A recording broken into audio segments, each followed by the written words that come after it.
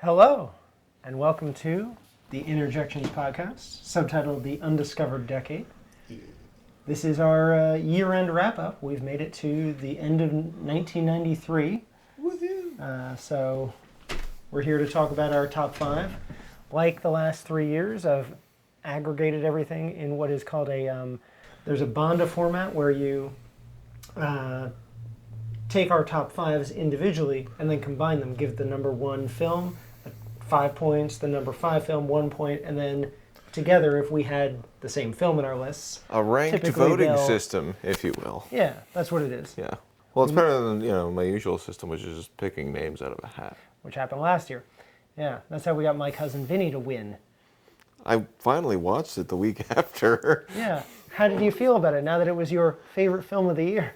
I stand by my answer. Okay. Well, at least there's in my heart of hearts, I knew. Might as well address the elephant in the room. The foursome is a threesome today.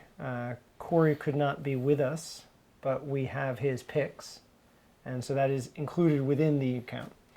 So, without further ado, there's always some honorable mentions because there's individual films that are in the bottoms of our list that don't only get 1 point or whatnot. So I'll go through those fairly quickly. There was Geronimo, an American Legend, is the only one of our films that we covered this year in this list at all. It only got 1 point because it was Jimmy's 5th choice.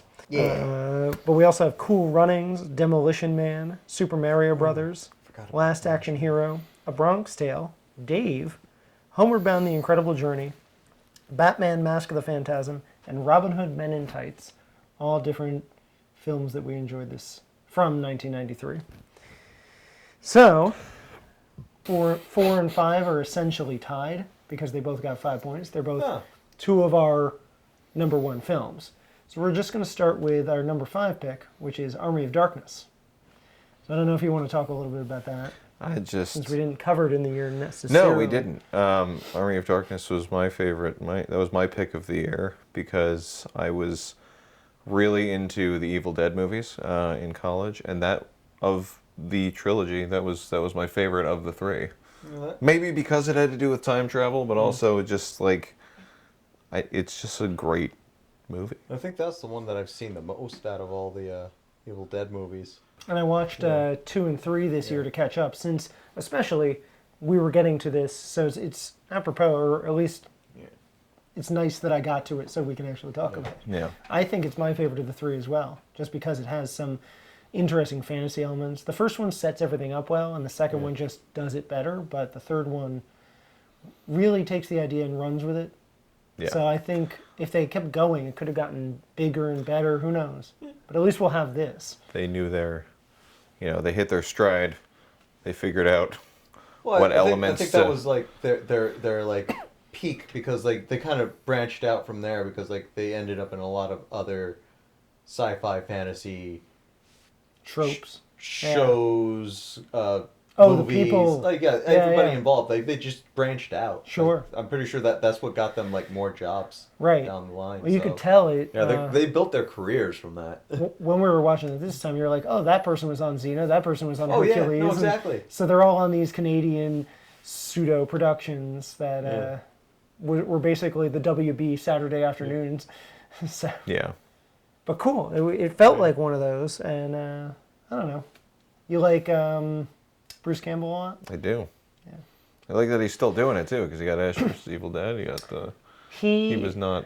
I read when I was looking up if there was going to be a 4th film at any point that he apparently retired after the end of the show, but they still seem to want to have that crossover with the new girls that have been in the one that came out this year and the one that came out back in 2013. Yeah. Because you could do whatever you want with Evil Dead. Everyone's doing a multiverse now anyway, so he'll be back. I wouldn't be surprised.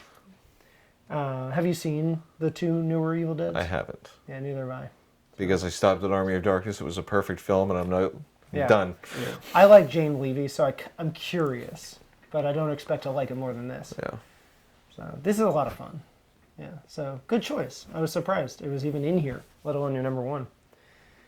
When I found out it was in 1993, I was like, ooh.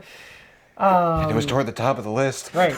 And don't worry, like other films of ours actually made it into this Yeah. top five. So we'll take a cue from our elf and talk about number 4, which tied The Age of Innocence. I'm not going to do a voice, but I'll talk for Corey. I've seen this. I don't think you two have. No. It's the Martin Scorsese film No. about the Gilded Age, essentially. Okay. We talked a little bit about it during his section that month. I think it was October's episode.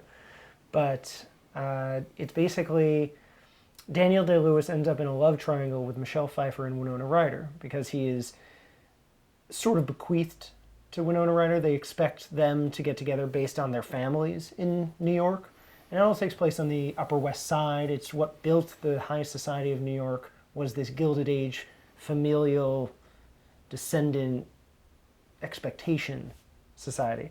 I know that was a just word vomit sentence, but no, it's just like essentially there was a society that was built up to make sure that no one came in from the outside of that society. Yeah. And Michelle Pfeiffer is from another town. And so even though Daniel Day-Lewis is clearly in love with her, he can't express this, and she can't express this, and he's meant to be with Winona Ryder because of the families, So it's like old timey Great Gatsby. essentially. Yeah. And I think better. Because it sounds like just like old money versus new money. Except Basically. Except Yeah, it's like these exactly. families in this city and Yeah, that's it. Daniel Day-Lewis is old money, Michelle Pfeiffer is new money. So she's obviously still rich, but they don't accept her. And Miriam Margolyes, who I believe is in Harry Potter, she's, I think, one of the professors. She's Sprout, maybe? Totally narrows it I don't down. know. Yeah. So she is like the matriarch of this society. Everyone goes to her parties. And back in the day, you leave your card, and Michelle Pfeiffer apparently doesn't have a card to leave. That's where you get calling card from. And so it sets off this chain of events that everyone starts to shun her. And Shunning's still a big the thing plot. back then too. Yeah. And there's twists and turns, and you never expect this from the guy who had just done Goodfellas. I think he likes to talk about the reasons why society is the way it is. And Because I of think wasps. this is- Right. But specifically in this, I think it shows where things would lead to stuff like Wolf of Wall Street or Goodfellas or whatnot. Yeah. Because those people in that want what the people in Age of Innocence have. So I think that's just my analysis. I don't know what Corey exactly would say, but I know this is one of his favorite Scorsese films as well. So he told me that before. But yeah, I think you guys would enjoy it. It's not boring, and you would think it might be. I do like historical pieces. I am a fan of Last of the Mohicans. This holiday's coming up soon, and I don't want to repeat myself, but Groundhog Day was on 3 of our lists. It almost got on my list. I was Yeah. I was really like it's like Is it like number 6? That was like number 7. It would have been the only one that all 4 of us had. Yeah. So that would have been pretty cool. But we've all seen it. We all love Groundhog Day. Maybe my favorite Bill Murray movie. I don't know. How do you guys feel about it? I liked it. I mean, like I'm not particularly attached to it, but like it's enjoyable. I enjoyed it. I also like the weird subculture of like theories that have come up in the 30 years since then. Yeah. Like the fact that what was one of the theories that Ned, the insurance guy, is actually the devil. Oh, I've heard And that. then like That's he's nice. the one he's the one that traps Yeah. him in the loop. And that's why he meets him first. Right. And then Yeah. like Are you sure you and want to then go the on this loop journey? the loop finally ends after he, accepts Ned, yeah. the Whatever. The signs up for invitation. the insurance or Yeah, whatever. yeah. I forget exactly what But happened. but all the dark things like the fact that he was trapped in that loop for like 10,000 years and has become a god and then has to go to work the next day. It's just like it's a silly movie, but the more you think about it, it's just like this is insane. I love the existentialism about Yeah, it. Because it gets dark. That's- Thinks about, contemplates all the ways he can kill himself. I like the subgenre, and I'm well known for this, that I like movies that have time loops. Yeah. So this is the godfather of time travel loop movies. And it's just such a great conceit because the basic conceit is that everything goes wrong and you have to relive the worst day of your life over and over again, essentially. So it's the lesson you learn from appreciating the little things. It's the perfect trope. And someone also apparently thought that it was a good conceit for a musical. Yeah, I Because forgot they about did that. make a Broadway show out of that one too. Yeah, Did not know that. Yeah. I think that's just part of this trend of making movies into It was musicals. okay. I mean, I didn't actually see it, but I've listened to the soundtrack or the recording a bunch. Yeah. It's interesting. It reminds me more of American Psycho, though, which was also a musical. Ooh. Yeah. We'll That's- get there. That's my least favorite. Actually, no, I Was think that's it? 2000. Was it 2000? Just misses. Okay, well, Yeah. in our spin-off series. Yeah, when we keep going in our 40s and 50s. I think this might not work if it's not Bill Murray because of his sardonic wit. I don't Yeah. know. And it's Harold Ramis. Could you remake Groundhog Day today? I mean, you can in just a different way. I mean, you can't remake it as being Groundhog Day, but people just take that conceit and try to tweak it. So essentially, people are always remaking it Yeah. because it's now being the standard for time loop It's movies. its own time loop. Yeah, You're just There's reliving even a the trope time in loop. some like sci-fi shows. right. Yeah. I don't know. I don't think anyone would want to remake this specifically. That's the whole thing with remakes. You want to improve on something. Yeah. And doing the musical is a way of remaking it. Maybe they'll make a movie of the musical. Yeah. There should be a do that. oh my god, there should be a sequel, and it's like St. Patrick's Day, and he just can't get Mm-hmm. past each holiday. I'm sure they thought about that. Yeah. I mean, there may have been a movie sort of along those lines. Yeah. There was like a Korean, I forget the name of the movie, but there was like a Korean movie where like a dude goes back to his hometown to visit, and then like there's a thing in Korean culture where you can't turn down a drink. So he ends up being drunk for a few years. Huh. That actually sounds fascinating. Yeah, I don't know what else there is to say about Groundhog Day. It's just one of my favorite movies. It's become, like you said, it's the gold standard of not only time loop movies, but just, whenever you're going through something and it's like the same thing over and over again, you're like, God, this is such a fucking Groundhog Day. Yeah. So, for our number 3 film, we're going to go over a film one close and dear to my heart called Groundhog Day. Why does this? There's something familiar about all this. I actually knew Get someone who did out. that. They went to go see the show, Yeah. and they kept playing. They took like 1 billion pictures in front of the theater, and so every day for like 2 weeks, they'd post about how we went to go see Groundhog Day. Yeah, that's silly. Like, that's cute. I get it. I'm glad. I get the joke. Let's see. For our number 2 film, it is actually mine and Jimmy's number 1 film, Jurassic Park. Not the best film of '93, according to our podcast. Oh, I mean, But- close enough. We all like it. I'm surprised it's not in your list, but I mean, gotta, It was like 6 or 7 on the that makes list. sense. It Yeah, was- it's like Why you're are we gonna- friends? Well, no, because it Army was of Darkness makes sense. Listen, I'm here to screw things up. We know this. I mean, yeah. That's why we Well, love you. That's we'll your, wait that's for your the- endearing we'll, quality. we'll wait until later in the discussion. Yeah. So Actually, no, I think you're I done. didn't not like it. It was just this is the Hidden Gems podcast, so I'm going for the ones that are not the super blockbusters Oh, yeah, no. necessarily. No, I went with what are my favorite films of You're, '92. so you're a That's purist. Well, Yeah. also A Hidden Gems purist. I mean, my thing is, my 3 favorite films are 3 films from '93, like we sort of said in the last episode, Yeah. where I love Homeward Bound just as much as Tombstone and Jurassic Park. So it's hard to choose which one really when you is. think about it, they're all kind of the same. Well, Homeward Bound and Tombstone are the same movie. Yes, yes. Three three because pets Shadow's got coming to gun down the porcupine after they took down. Yep. What the, He's wounded. Yeah. what's the name There of is the that pit bear bull or attack. Yeah, the pit bull. what was his name? again? Chance. Chance. Yeah. Yeah. And Sassy does win over the boys, like Dana Delaney in Tombstone. It's the same movie. I mean, there's like it's Americana landscapes. I do enjoy the part where the Earps are driving in their stagecoach and singing along to Ding Dong, the Witch is Dead. Or ooh, That's what- ting tang, walla, bing bang. That's the song. The witch doctor. Bing bang. Witch Doctor, not Yeah. Witch is Dead. Yeah. Yeah. Jurassic Park, though. There's been enough said about it, but we didn't really go into it in depth because we knew it would probably be in our top 5. So I don't know, maybe what's your favorite part of Jurassic Park? Since we have to narrow that down. The effects. I mean, I do love the movie. Yeah, So, like- you're not excluded from this No, conversation. it was just it's everyone's favorite cautionary tale about scientific thought they- capitalism. I mean, They didn't stop to think if they should. Right. dinosaurs. Sure. Just dinosaurs. Exactly. You know, Like, I don't like.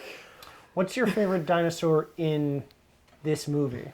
We all know mine's the Dilophosaurus. I mean, And that might be my favorite part of it. Once I realized that people would be killed in this movie, I was like, yes, this is what I'm here for. The I love the raptors. attacks. it's the raptors. Yeah. It's the raptors. Like they're the villains of the movie. sorry. I make Well, villains, quote unquote. Really, the villain is, Yeah, I mean, in the Jurassic World series, suddenly they're friends with Owen, so Oh yeah. what would you rather have, a scary kitchen scene or riding on a motorcycle with raptors?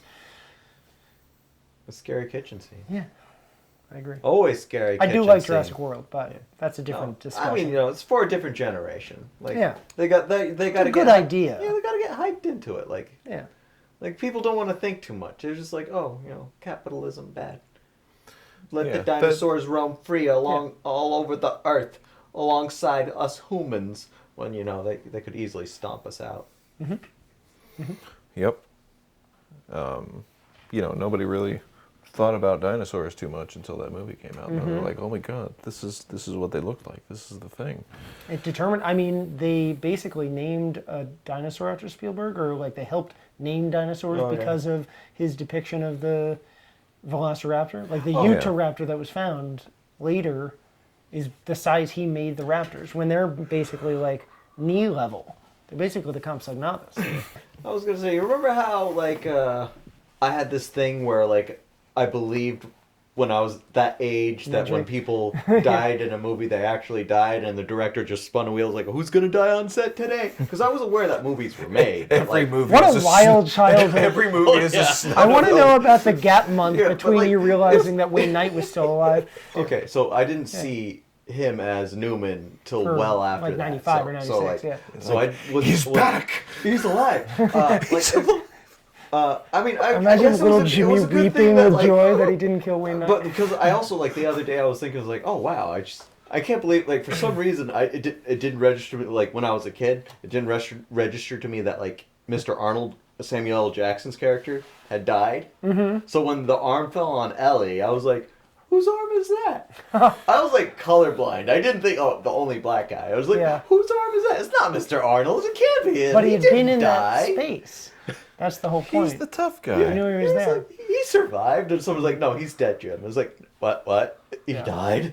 Yeah. He's dead, Jim. Fortunately, I didn't expect Samuel L. Jackson to be dead in real life. Right. He survived. Right. We saw Die Spielberg Hard couldn't 3. have killed him. That was clearly a prosthetic arm. Yeah. It very much is. That's the funniest part of this movie. It's very clearly not an arm. For all the special effects they did, they're just like, fuck, we couldn't film this scene because of the hurricane. Yeah, Just but for get an arm and paint it. a while, Wayne Knight was dead to me. So weird. But I can only imagine the joint reaction when he shows up on Seinfeld and Jerry's just like Newman and Jimmy's just like Newman. I remember Season heavy seeing. now. That movie must have done hella sales for Barbasol. Yeah.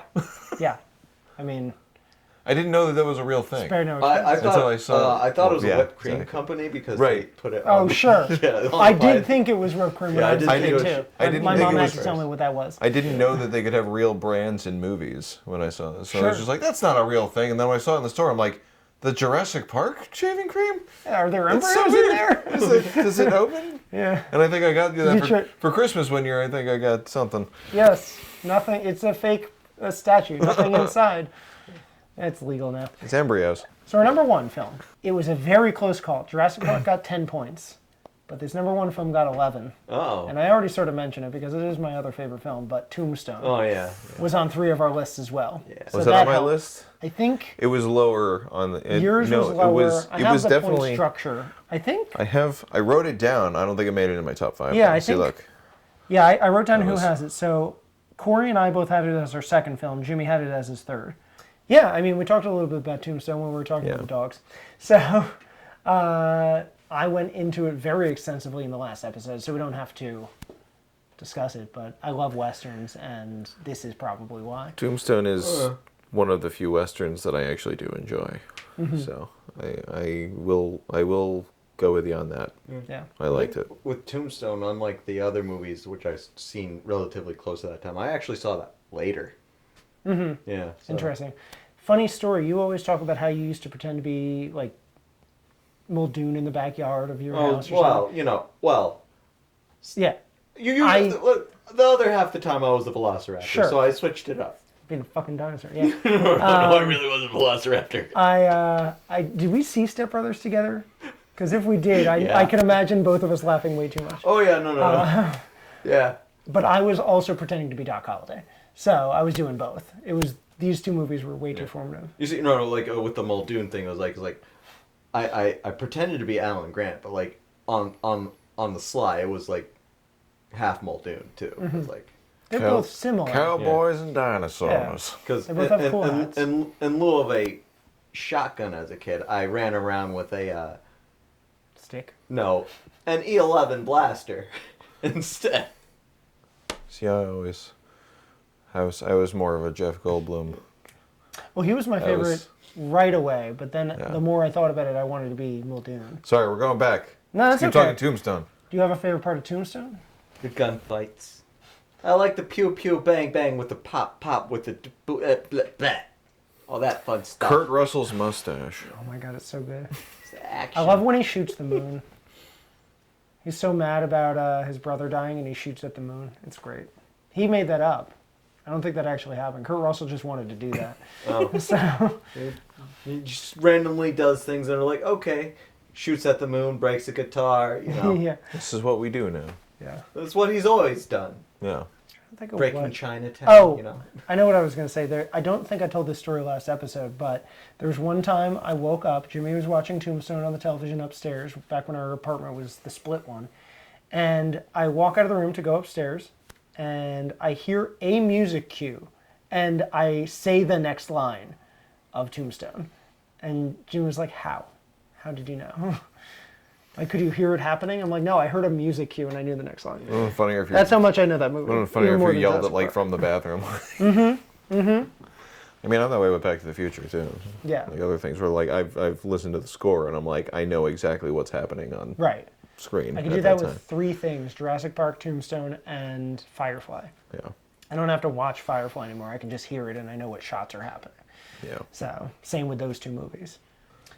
So that's a pretty good top 5, I think. A little bit more fluid than last year, where all of us were Fluid. included. I mean, last year we had 19 different films between us. So, Yeah. just nice to all sort of agree. And it's a nice confluence. That's the word I was looking for, not fluidity. Of ideas. You can still use fluid. Yeah. Nobody minds fluids. Yeah, it's cool. Did you want to talk about any of your honorable mentions? Or whatnot? Well, the ones that I had were, I mean, there were a couple things that were on my list that, we never really got to talk about. Corey might have been surprised that I didn't have A Perfect World in my top 5, but I think it was number 8. Yeah. I mean, Number 7 for me. there's Robin Hood Men in Tights, which also came out this year. Which I don't Huge love. Mel Brooks fan. Yeah. So that's what I grew up on. I like Mel Brooks a lot, but that's maybe my least favorite of his. Yeah. Not a bad film, I No. just wasn't a huge fan. Yeah. The all-time greatest video game adaptation ever, Super Mario Brothers, Oh, yeah. That was on my list. with Bob Hoskins and John Leguizamo, came out this year. A cyberpunk fever dream on the realm of shorts. Oh, The wrong trousers. The Wallace and Gromit short. Oh, what? You brought that up I on completely your forgot. own? Oh, man, I would have totally The put that on my list. anniversary is tomorrow. We're recording on the 16th, so this is coming out today. But Yeah, tomorrow no, that- is the 30th anniversary of The Wrong Trousers, which in my opinion is the best Wallace and Gromit short. Oh, yeah. I love it. It I is. love Yeah, A The Wrong Close Shave Trousers as is well. nice, yeah. The other two are fine was- as well, but The birth of the greatest villain in cinema history. I'm so happy that you brought that up. Yeah. Because I wrote it as the only note to have at the end. Yes. That came out naturally. Yes. Yeah. I want to watch that now. Maybe We, after we we're have done. it. I bought Yeah. the collection on Amazon. We can watch it. We should while watch it we're while we're eating lunch after this. done. What was it? So good. So, I love the Grand Day Out. yeah. You know, they're making a VR game Really? of that. Yeah. There's that an actual. one? Well, not that. It's sort of like. Wallace and Gromit World. It's the Wallace and Gromit. I think it's partially based on that, and there's like elements Shaun from the other Sheep things. is sort of in But there. it's like you're in that world. Fine by me. Yeah. Like Guess I got to get my VR so. Finally, goggles. right? Exactly. Yeah, that's why I need them. So then,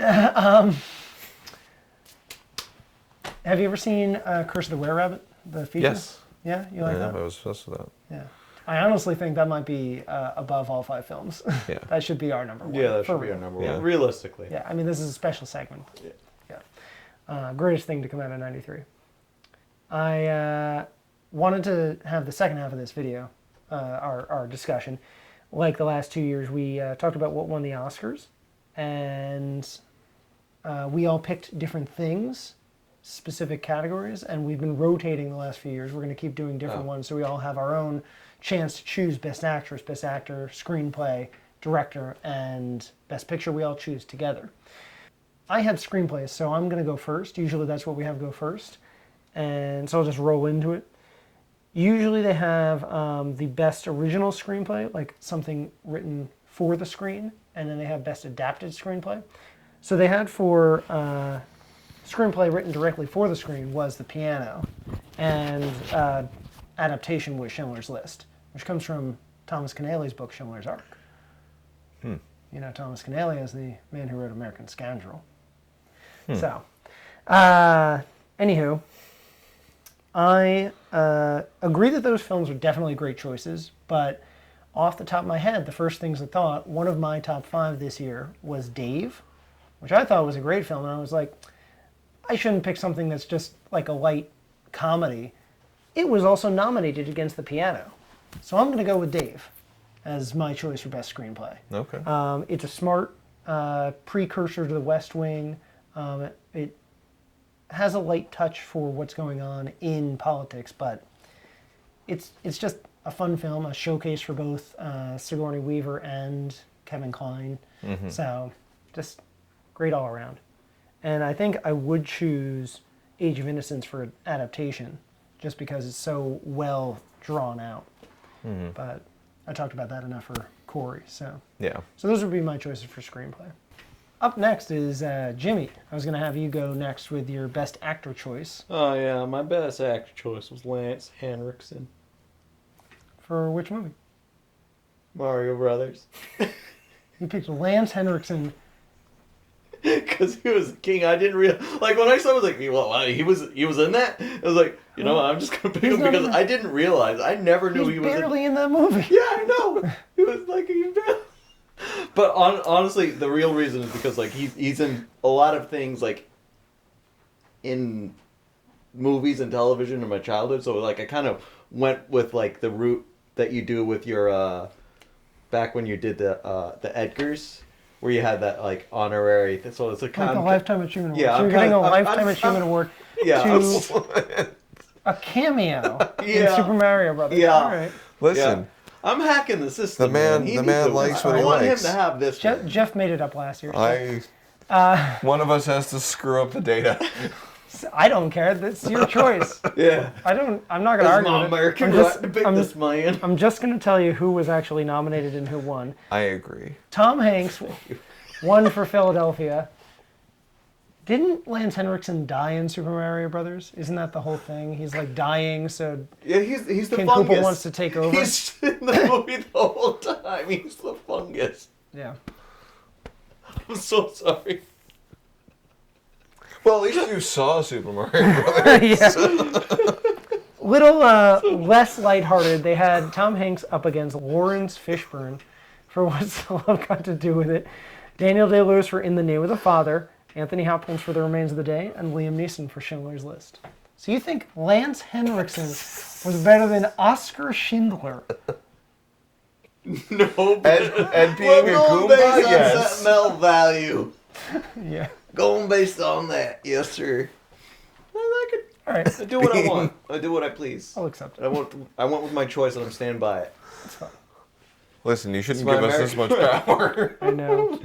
I cannot iterate that I'm learning not to anymore. control. I'm learning to accept things that I cannot control. He's trying to delegate, and it's not going so well. I'm testing his No, patience. this is sort of what I was hoping for back when I said let's all pick no matter what. Yeah, Because then it could be whatever you want. exactly. It's a lively discussion. Not what I would choose.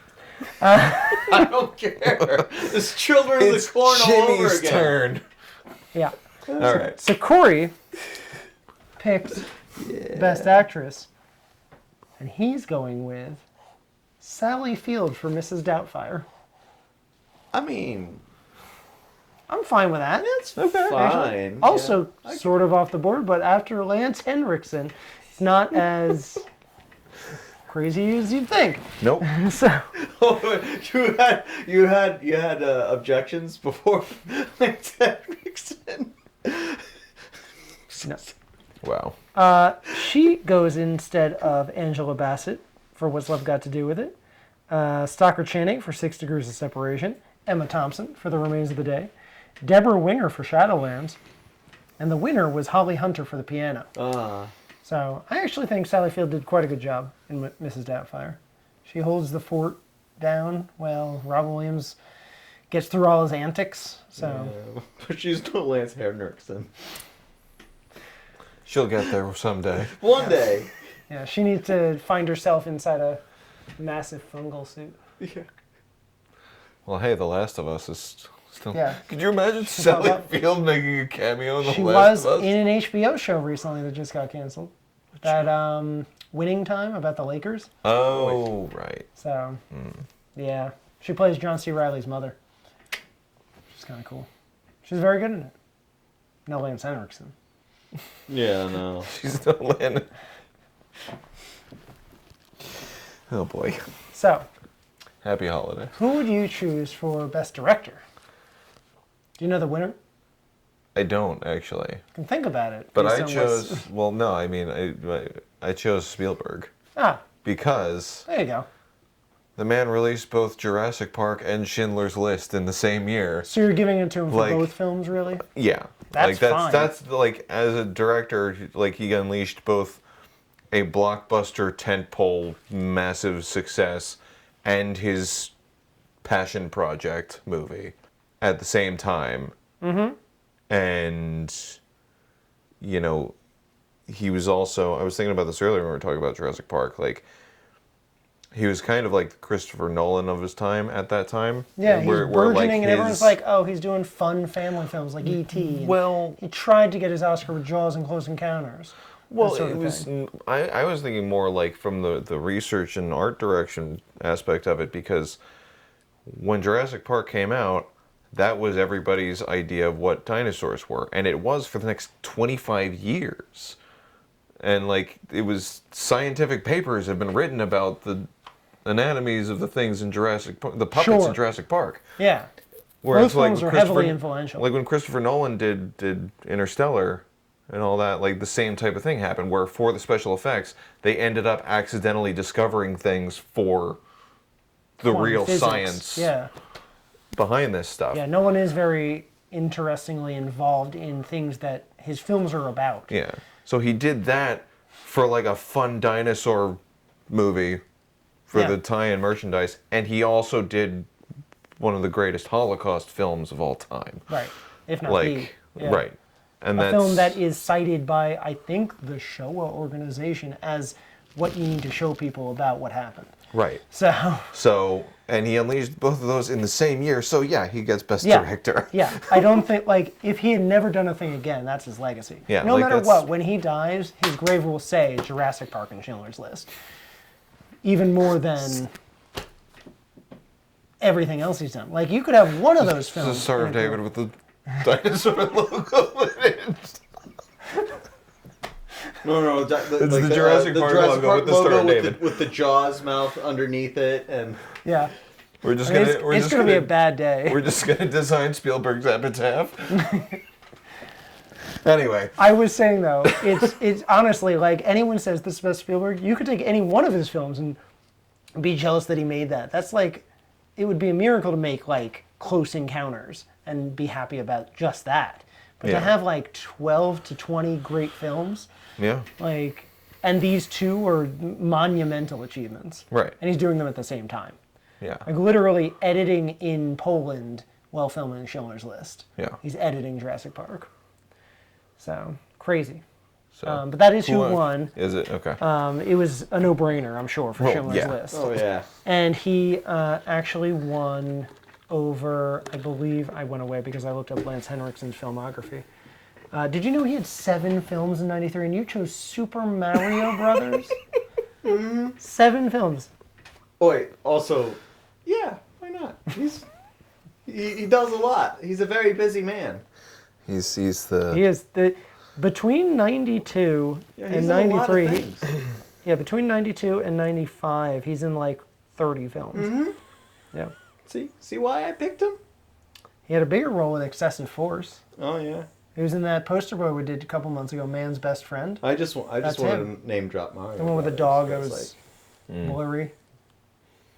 oh the Wanna one that name was like drop the Lance Henriksen. the horror one Yeah, the dog is Yeah. like that looked like a mutant, comedy.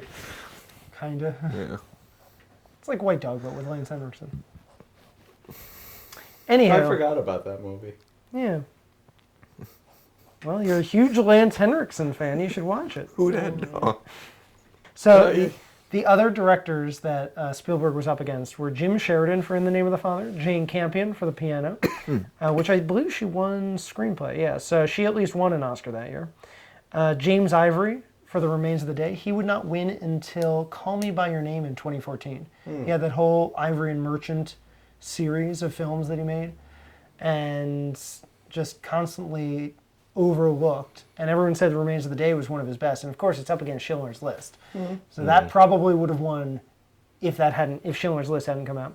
And then Robert Altman for Shortcuts, which came out earlier in the year. It's sort of like an outlier from what else was being nominated for the Oscars. It's not nominated for picture. That was the same 5, except instead of Shortcuts, The Fugitive was also nominated for Best Picture. So, which was my number 10, just to say. Love that movie. But, I mean, we could just go with what we were talking about for our best top 5.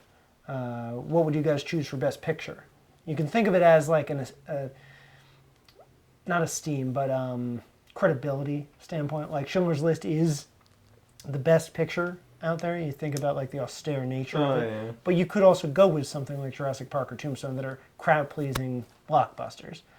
So I don't know if I would choose Tombstone over Schindler's List, but No, but are we picking a second best picture? we're picking Best Picture. This is what we usually do at the end. You can pick the one that you chose as top 5, but it's what you think should have won Best Picture. I honestly think Schindler's List Yeah. is the one that needs to win. Yeah, like no, we that's- said when it came up yeah. last month, how do you pick against it? Yeah, that's So yeah. I think you agree, Jimmy.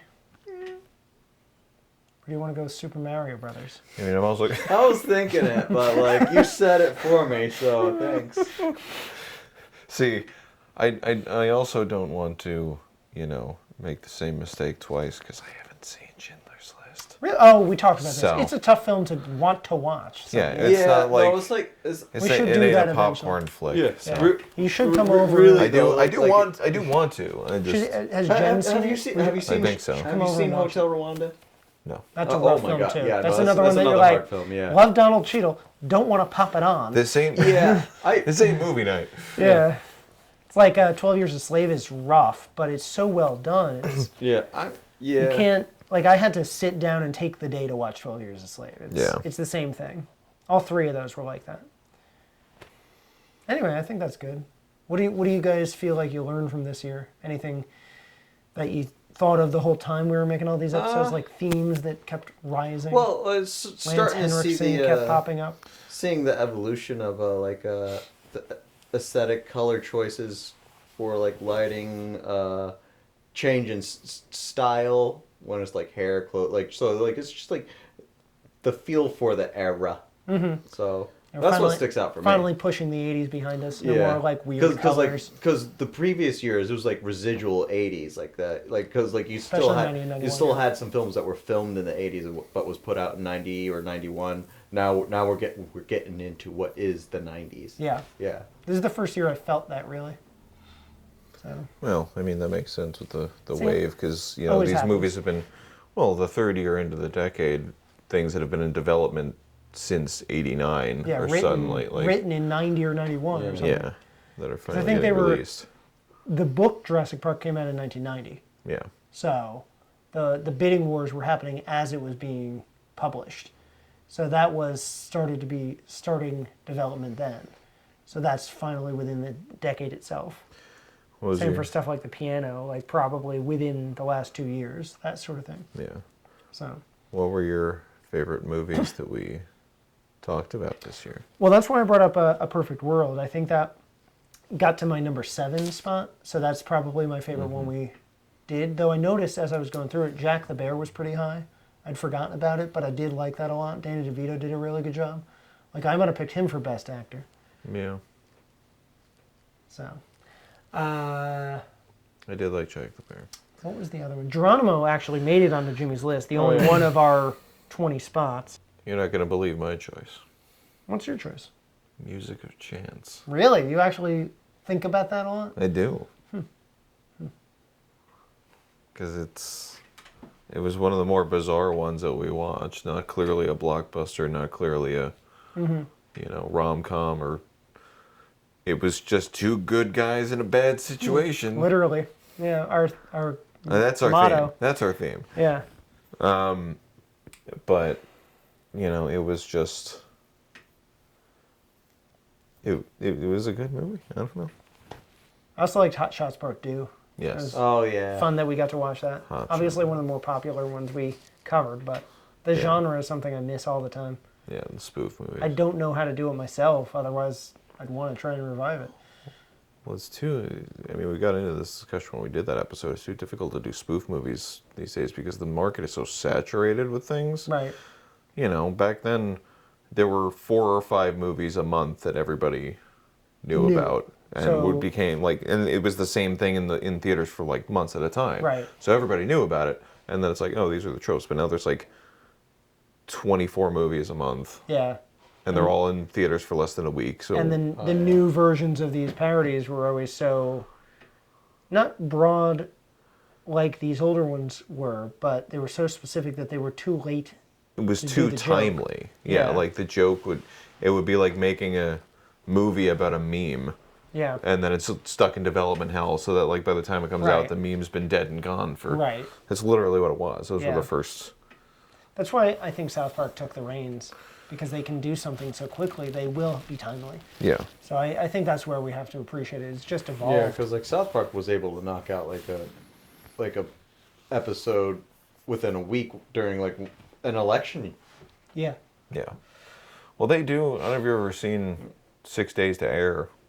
It's an HBO documentary about the making of South Park. Oh yeah. And like how they just follow their whole. Yeah. They Because obviously they do won't- that. They make the show in a It week. comes out Wednesday, but they obviously might not get something that happened Tuesday in there. But that'll be in the next episode. So Yeah. Yeah. It's by literally. Monday they'll have started animating finally. But Yeah. they have the like broad strokes, and then it can stay It's timely. more of a current event show than a Well- lot of current event shows. Right. Which is weird. Well, that was the 'cause it's benefit an of animated, the original format, the cutout animation. Right. Because like it's basically just like flat puppets. yeah. So that's why the motions look the way that they did. Right. So when they moved to digital, it's like it's just still the same thing. Still a but frame, now, yeah. now they could introduce CGI into it and like Yeah. do Well, some other CGI, crap. but then it's Clearly. also just like you don't need to waste time cutting and pasting it's the all right. actual. Yeah. It's honestly the way they write it is kind of like how Last Week Tonight Yeah. has stuff where they have a broad topic that they discuss for the bulk of the episode, but they have little things that just came up the day of our airing, so we can talk about them right now. We had a good joke, let's put it in. Yeah. So they could have a story about Cartman, and he's facing off something that's been in the news the last week, but then something funny that comes up can be added in. Yeah, and it's very limited animation too. Right. Like on top of the puppetry aspect of it, because like if you notice when they walk, their motions like little, little bounces. We're what, 4 years out from 97 or 96? I know think it's 97. the movie came out in 98. 99. Was it 98 or 99? I think 99. Yeah. Okay. So eventually, we'll be talking about it on the podcast. Yep. Well, I think this is the first time we've really... I think Corey might have brought it up once. What, South Park? Yeah. Oh! Parker and Stone developed South Park from 2 animated short films, both titled The Spirit of Christmas. That's why. Yeah. This time last year, Corey mentioned that Yeah. The Spirit of Christmas came out around December 92.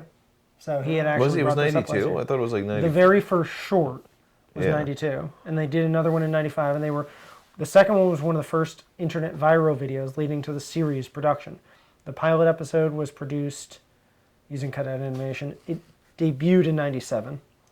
So, Interesting. my parents' 14th anniversary.